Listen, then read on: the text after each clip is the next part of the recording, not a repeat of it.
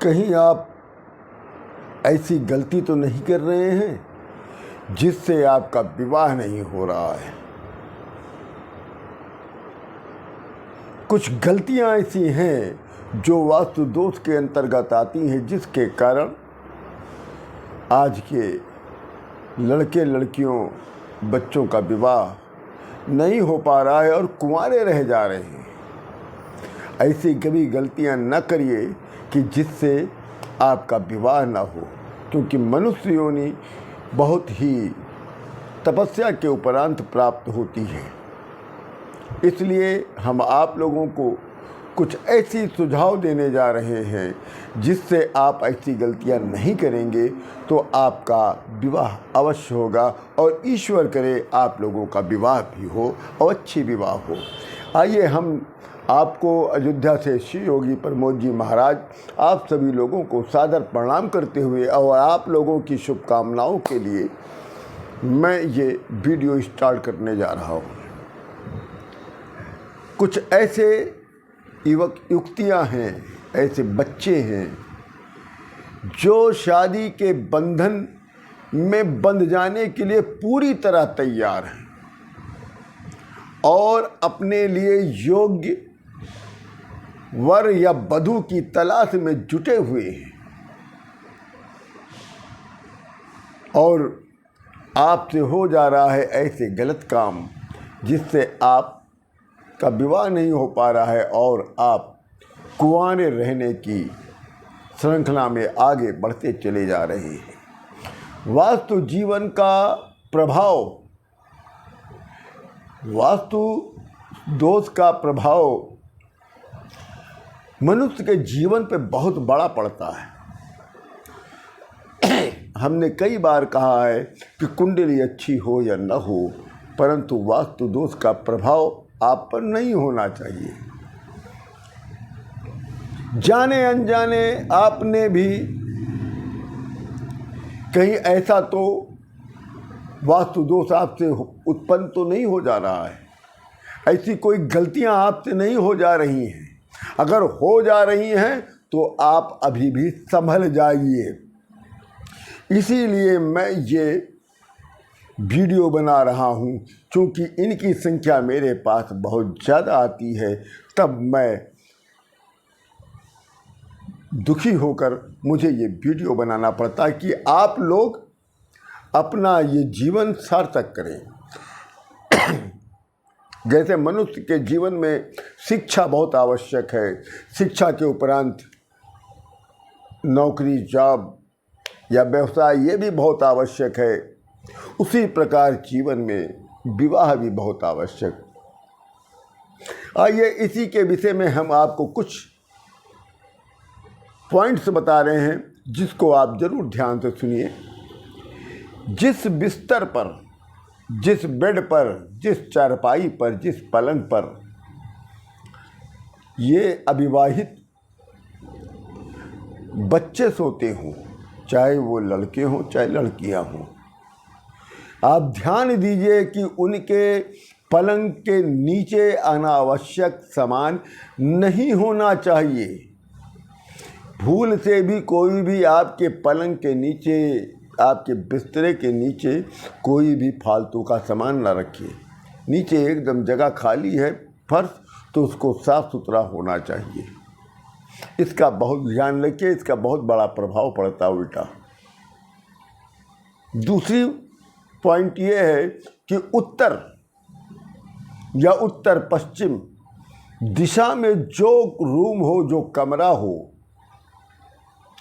उत्तर या उत्तर पश्चिम दिशा में जो भी कमरा हो, उस कमरे में अविवाहित बच्चे अपने सोने के लिए बेडरूम बनाएं, शयन कक्ष बनाएं।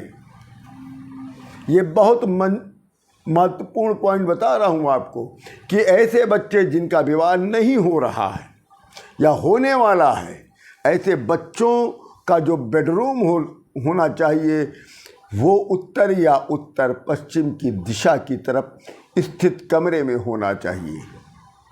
और उस कमरे में में भी आपका पलंग उत्तर या उत्तर पश्चिम की दिशा की तरफ होना चाहिए। ऐसा अगर आप करते हैं तो आपके मन चाहे विवाह के प्रस्ताव आने शुरू हो जाएंगे। तीसरा पॉइंट, अगर आपके विवाह में विवाह में बाधाएं आ रही हैं, विघ्न आ रहा है, तो कमरे का रंग भी बड़ा प्रभाव देता है। बहुत हद तक कमरे का रंग आपके विवाह में बहुत अच्छा प्रभाव दे सकता है। इसलिए जो अनमैरिड बच्चों का जो कमरा हो, उस कमरे का कलर रंग पिंक या लाइट ब्लू या क्रीम या येलो या चमकीला सफ़ेद, इन रंगों का ही उस कमरे का बच्चों के, अविवाहित बच्चों के रंग से रंगवाएं।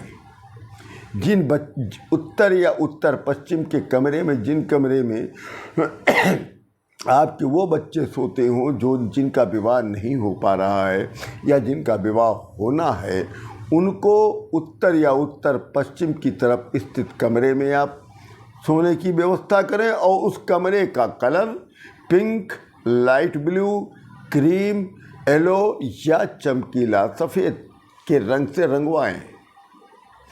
आइए अब एक और पॉइंट बहुत बढ़िया है, मंगल ग्रह।